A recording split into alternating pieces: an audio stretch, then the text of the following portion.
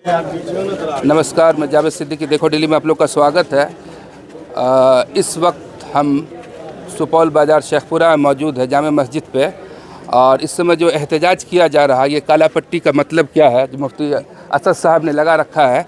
चलिए इनसे हम बातचीत करते हैं, और दीगर हजरात है, धीरे धीरे हम बात करेंगे। पहले हम मुफ्ती असद साहब से बात करने की कोशिश करते हैं और क्या बताते हैं। जी अस्सलाम वालेकुम। वालेकुम अस्सलाम रहमतुल्लाहि व बरकातुहू। बिस्मिल्लाहिर्रहमानिर्रहीम।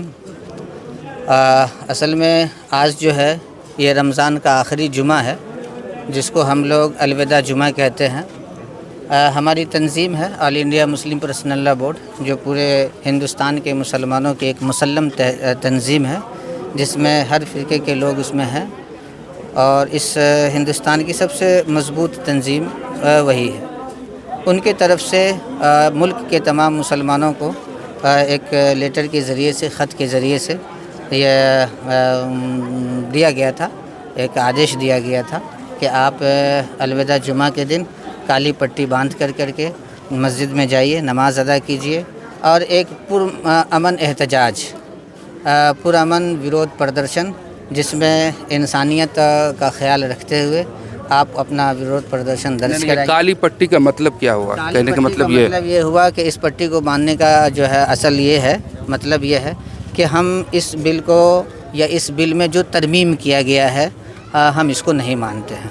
हम इसकी मुखालफत। क्या तरमीम किया गया? मतलब तरमीम किया गया है, जो पहले से हमारा ये वक्फ बिल था, उसके अंदर जो 4-5 तरह का जो है, ऐसे तो कई तरमीम की गई है, तो जो भी तरमीम है सबको हम रद्द करते हैं।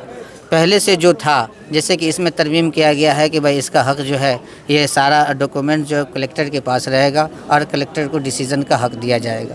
दूसरा ये है कि गैर मुस्लिम इस कमेटी के अंदर जो है मेंबर बनेंगे, जबकि हिंदू मंदिर एक्ट के अंदर ये बात है कि कोई भी मुस्लिम जो है उस कमेटी के मेंबर नहीं बन सकते हैं। सिख का जो गुरुद्वारा है, उसकी जो कमेटी होती है, उसके अंदर ये बात है कि कोई भी हिंदू या मुस्लिम या दूसरे सिख जो हैं वो उस कमेटी के मेंबर नहीं बन सकते हैं। जब सबके अपने अपने धर्म की चीज़ों के अंदर उनकी अपनी अपनी कमेटी है, तो फिर मुसलमानों के वक्फ की कमेटी के अंदर गैर मुस्लिमों को मेंबर बनाना, ये असल मेंबर बनाना नहीं है, बल्कि एक तरह से जो है मुसलमानों को ज़हनी परेशानी में मुब्तला करना है। और आने वाले दिनों में इसके ज़रिए से हमारे ईदगाह, मसाजिद, कब्रिस्तान, या जो 9-9.5 लाख की जो प्रॉपर्टी है वक्फ की, उसके अंदर खुर्द बुर्द करके और नेस्तो नाबूद करने की साजिश है। इस तरमीम और इस तरह की जो चीज़ें हैं उसकी मुखालफत में, उसको रद्द करने के लिए और सरकार के जो है वो विरोध प्रदर्शन के लिए आज हम लोग काली पट्टी बंद करके मस्जिद में आए हैं, नमाज अदा किए हैं, और पुरअमन तरीके से सरकार को ये हम बताना चाहते हैं कि आपकी ये तरमीम हमें मंजूर नहीं है, हमारा जैसा जो था रहने दीजिए, आप भी जीजिए और हमको भी जीने दीजिए। और अगर नहीं रुकता है तो क्या कीजिएगा? नहीं रुकता है तो हमारी क़यादत All India Muslim Personal Law Board ने कह दिया है कि जिस तरह से किसानों ने आगे आकर के जो उनकी रोज़ी रोटी का मसला था, तो वो आकर के 700 किसान शहीद हुए हैं, सर कटाए हैं, तो सरकार को बात समझ में आई। यहाँ रोज़ी रोटी के मसले से बढ़ कर के ये हमारे ईमान का मसला है, हमारी शरीयत का मसला है, शरीयत के हुकूक का मसला है।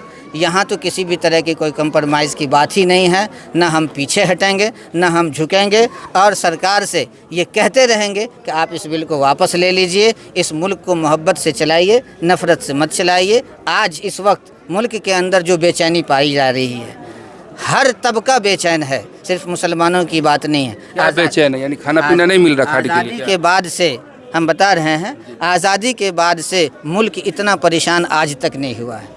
खाना एक वक्त का नहीं मिले चलेगा, लेकिन ये आपस में जो लड़ा रहे हैं ना, इसको लेकर के पूरा मुल्क परेशान है, पूरा मुल्क परेशान है। इस मुल्क से मोहब्बत को ख़त्म करके हर एक जगह पे नफ़रत की बीज को बो दिया गया है, और हिंदू मुसलमान का ध्रुवीकरण करके ये इस तरह से जो है मुल्क के अंदर एक ऐसी बेचैनी पैदा की गई है कि सिर्फ मुसलमानों ही की बात नहीं है, हमारे हिंदू भाई का एक बड़ा तबका ये बेचैन है कि ये कैसी सरकार आ गई है।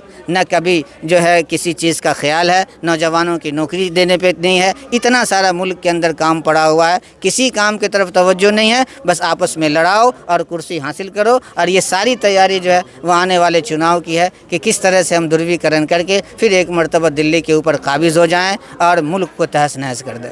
हुकूमत को अपने एक शेर से अपनी बात ख़त्म करूँगा कि مسائل کیسے بھی ہوں تا قیامت رہ نہیں سکتے. یہ عام ہندوستان کے مسلمانوں کے لیے بھی ہے اور حکومت کے لیے بھی ہے کہ مسائل کیسے بھی ہوں تا قیامت رہ نہیں سکتے. یہ ظالم ظلم کی علامت بن کر رہ نہیں سکتے. جس کا عزم ہے کہ ہم کو چین سے جینے نہیں دیں گے، جن کا عزم ہے کہ ہم کو چین سے جینے نہیں دیں گے، وہ جان لیں کہ وہ بھی سلامت رہ نہیں سکتے. اس لیے سرکار سے گزارش ہے کہ آپ اس بل کو واپس لے لیجئے، آپ بھی چین سے رہیے اور ہم لوگوں کو بھی چین سے رہنے دیجیے.